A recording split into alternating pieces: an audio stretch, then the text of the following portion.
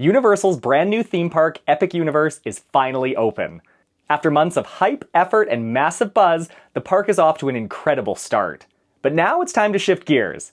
The next major event coming to Universal Orlando is one that horror fans are dying to hear about.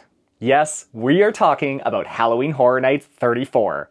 This year's HHN news has come a little bit later than usual, probably because Universal has been all hands on deck with Epic Universe. But now that that's launched, it's time to dig into what's next. So let's break down everything we know and what we're speculating about HHN 34.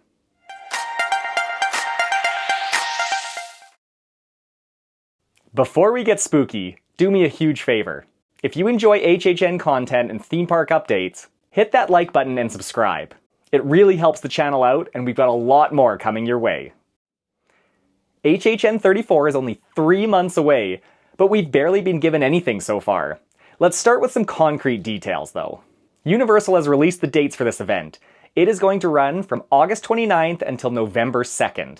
Events will take place from Wednesday to Sunday, except for a weird hiccup in week 4, where the event is going to start instead on the Tuesday, September 16th, and then skip Thursday, September 18th, and then resume again on Friday.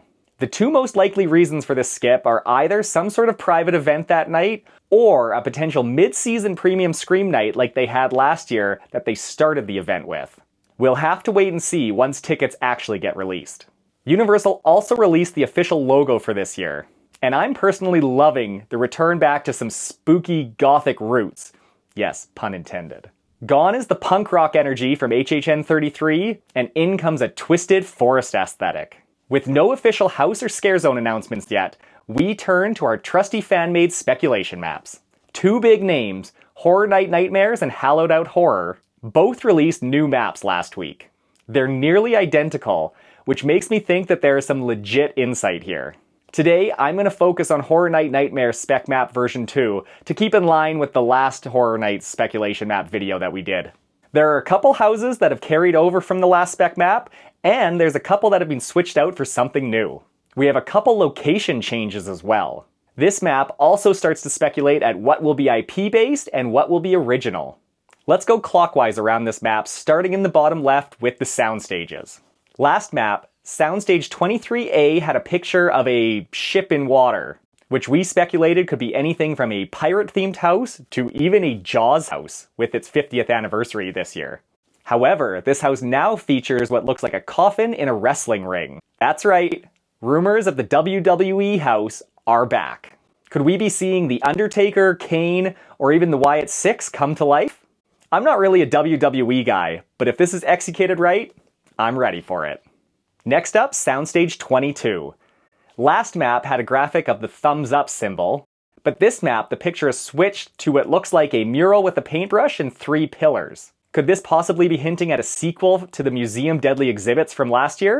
Or potentially a callback to the Museum of Horrors, which had a couple houses back in the 90s. If this is a legacy house, count me in. Soundstage 23B used to show a picture of a bloody film reel, but now it has been switched to the security camera, and it has been marked as an IP. That lines up perfectly with the Five Nights at Freddy's rumor. A soundstage for a Five Nights at Freddy's house would allow them to go all out. Soundstage 24 has relatively remained unchanged, except now it shows that this will be an original house. With a tree, wings, and 2 crossed sides as the symbol, it kind of leaves speculation wide open. Hallowed Out Horrors has this house named Hellmouth Cemetery, Roots and Shadows. This plays directly into the new symbol that we were given, and gives me serious HHN 29 Graveyard Games vibes. And since that was one of my favorite houses that year, it has me super psyched for whatever is coming our way. Now we're talking! Soundstage 25 on the last map showed a picture of a magnifying glass with a ghost, but it is now switched to garbage bags. And we know what that means. Terrifier looks like it's coming to one of the biggest sound stages possible. I can't wait to see what Universal Creative creates for this house. Art the Clown is going to be terrifying. The Fast and Furious location switched the security camera for Five Nights at Freddy's with a new campfire symbol, which strongly points to Friday the 13th coming to this year's event. This is fantastic news, but it does have me a little sad because this means that the Scream rumors are probably squashed. There were rumors early on that a white whale slasher film IP was coming to this year's event, which had so many people speculating it was finally Ghostface. But it turns out it could probably be Jason. Will this be a legacy house, or focus on a specific movie, or maybe what's to come for Jason? Whatever it is, it should be an amazing experience. Tent 3 still shows a book with snowflakes. The new info is that it looks like this will actually be an original house, which has me sticking to my guns from the last spec map that this could be a Scary Tales sequel house based on the fairy tale The Snow Queen by Hans Christian Andersen. Whatever it is, I'm just looking forward to the AC that it's going to bring on those hot Orlando nights. Next up is Tent 4, which had the garbage bags on the last map. This new map has actually moved the thumbs up symbol to this location, which looks like Fallout will be coming to one of the tents. This area of the park is not foreign to big IPs, having The Last of Us and the Weekend houses back here in the past, although those used to be in the old parade buildings, not in one of the new tents. But I'm sure Universal Creative will pull it off nicely. Tent 2 previously showed some sort of robot or cyborg, but now that image has actually switched to a toy box, leading fans to speculate that this could be a house inspired by Toys, one of the HHN Hollywood scare zones that is about evil toys that are possessed and to come to life. This actually has me very intrigued. And lastly, Tent 1 stays consistent with a picture of what can only be Hatchet & Chain's Demon Bounty Hunters, a subsidiary from the Slaughter Cinema 2 house from last year. It's been rumored that at least one property from the Slaughter Cinema 2 house will be coming to this year's event, so it looks like this could probably be our house. And one last rumor. Could we possibly be getting an 11th house this year? Only one house appears in Soundstage 24, which usually holds 2 houses. Some people seem to think that we could be getting a repeat of the Insidious house from last year, because it was actually in this building. It won House of the Year last year, and I know I would be ecstatic to get to go through this house again. What do you think about this lineup? Which properties are you sad to see go, and which ones are you excited to have added in? Would you like to see Insidious come back for another year? Let me know in the comments. Next, let's look at the scare zones. Last map listed 5 scare zones, but didn't give anything to go off of. This map has actually dropped the entrance scare zone, leaving us with only 4 specific zones. On paper, this sounds like a loss, but let's be real. Ever since the minions took over the main drag, they haven't been able to do a real scare zone in the entrance, and they've kind of just been lackluster. I'm sure this year they'll still set up the Halloween Horror Nights trusses, which is basically all they had last year, so we probably aren't losing a scare zone, they're just not even going to call it one this year. The other 4 zones are in the same places they were last year: New York, San Francisco, Central Park, and Hollywood. New York seems to be some sort of biohazard zone, which I'm personally a fan of. Could it potentially be taken from Deadly Exposure, a house from Hollywood? San Francisco was the Blumhouse scare zone last year, and this year appears that it'll be no different. This map now shows 3 lines in this scare zone, which kind of looks like the stylization of the 3 in Megan. With a new Megan movie coming out this summer and the Megan Horde being a huge hit 2 years ago, it looks like Megan could be taking over San Francisco. Central Park potentially looks like some animal hybrid-y zone. I don't really know where to go with this, but I am intrigued. It kind of looks cool.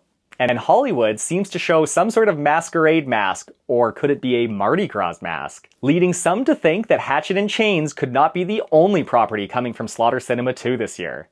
Are we getting a Mardi Gras murder scare zone? How cool would that be? One interesting tidbit to think about. A little while ago, Universal put out an audition looking for people that could roller skate. This had people thinking there could potentially be some sort of Mel's die-in scare zone. But now, based off this map, maybe the roller skaters could be for the Mardi Gras scare zone? What do you think? Where could they put roller skaters at this year's event? One last thing to mention about this new spec map, and one that has me a little bit disappointed, is it looks like the Lagoon show was dropped. They last had an HHN Lagoon show in 2022 called Ghoulish, which was awesome, but it was damaged from a hurricane that ran through. With Universal's new show Cinesational up and running, people thought a Lagoon show for this year's event was almost inevitable. But that doesn't seem to be the case anymore. It's not only disappointing because it would have been an incredible show, but it would also be a huge people eater, spreading the crowds and reducing the wait times at some of the houses. Nightmare Fuel is at capacity literally every single show of the event, so it would have been nice to have one more show to kind of even the crowds out a little bit.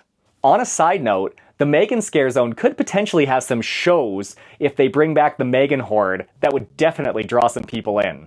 And you know what? They should. The Horde was honestly one of my favorite parts of HHN 32. So there you have it. There is our breakdown of the brand new spec map. This year looks like a fantastic lineup of both IPs and originals, and I cannot wait for the official announcements to start rolling in. We are 14 weeks away from the event, and they still have 10 houses plus tickets to announce, so the announcements gotta be coming quick. Now I want to hear from you. What are you most looking forward to from this year's event? Which houses and scare zones are you pumped to go through? Do you have any other ideas of what these images could potentially be? Drop me a comment and let's chat. If you enjoyed this breakdown, hit that like button, and don't forget to subscribe so you don't miss any updates as we inch closer to HHN 34. I'll be covering official announcements, any other speculations coming our way, and everything else you need to know to prepare for the spookiest event of the year. Until next time, stay spooky, stay hyped, and I'll see you in the fog.